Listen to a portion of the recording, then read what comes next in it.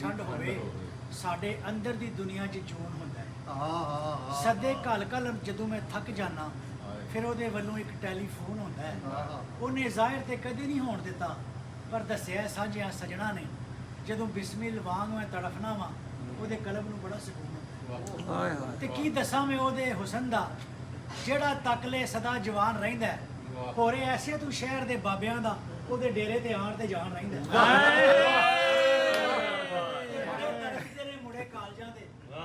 ਮਿਲਣ ਲਈ ਜਾਣ ਤੇ ਜਾਣ ਕਿਦਾਂ ਉਹਦੀ ਨਾਲ ਦੀ ਕੋਠੀ 'ਚ ਸੁਣਿਆ ਹੈ ਅਟਕੂ ਪਾਰ ਦਾ ਕੋਈ ਪਠਾਨ ਰਹਿੰਦਾ ਤੇ ਕੀ ਦੱਸਾਂ ਮੈਂ ਉਹਦੀ ਵੇਖਣੀ ਦਾ ਜਿੱਧਰ ਵੇਖਦਾ ਹੱਥ ਵਿਖਾਈ ਜਾਂਦਾ ਹੈ। ਹੌਲੀ ਹੌਲੀ ਨਕਾਬ ਸਰਕਾਈ ਜਾਂਦਾ ਹੈ ਪਾਸੇ ਭੰਨੀ ਜਾਂਦਾ ਹੈ ਛੋਡੇ ਲਾਈ ਜਾਂਦਾ ਹੈ ਭਾਵੇਂ ਆਪੂ ਲੈਣ ਤੋਂ ਲੱਥਿਆ ਹੋਇਆ ਹੈ ਵੇਖਣ ਵਾਲਿਆਂ ਨੂੰ ਪਟੜੀ ਤੇ ਲਾਈ ਜਾਂਦਾ ਹੈ। ਆਸ਼ਿਕ ਸੁੱਕ ਕੇ ਨਾ ਹੁਣ ਕਿਵੇਂ ਤੀਲਾ ਗਿੱਲਾ ਬਾਲਾਂ ਨੇ ਚੁੱਲ੍ਹੇ 'ਚ ਡਾਈ ਜਾਂਦਾ ਹੈ ਤੇ ਕੀ ਦੱਸਾਂ ਮੈਂ ਉਹਦਿਆਂ ਲਹਿਜਿਆਂ ਦਾ ਕਵੇ ਨਾ ਤੇ ਲੱਗਦਾ ਹਾਂ ਕਹਿੰਦਾ ਕੀ ਦੱਸਾਂ ਮੈਂ ਉਹਦਿਆਂ ਲਹਿਜਿਆਂ ਦਾ ਕਵੇ ਨਾ ਤੇ ਲੱਗਦਾ ਹਾਂ ਕਹਿੰਦਾ ਤੇ ਕਦੀ ਅੰਬਾਂ ਦੇ ਬਾਗ 'ਚ ਜਾ ਕੇ ਤੇ ਜਾਣ ਬੁੱਝ ਕੇ ਕੋਇਲ ਨੂੰ ਕਾਂ ਕਹਿੰਦਾ ਤੇ ਜੇ ਮੇਰੇ ਮਾਸੂਮ ਕੋਲੇ ਹੋਵੇ ਮਰਲਾ ਤੇ ਉਸ ਨੂੰ ਉਹ ਘੁਮਾ ਕਹਿੰਦਾ ਤੇ ਆਪਣੀ ਅੱਖਾਂ ਕਰਾਲਾਂ ਦੀ ਕੋਠੀ ਨੂੰ ਐਵੇਂ ਬੈਣ ਕਰਾਉਣ ਦੀ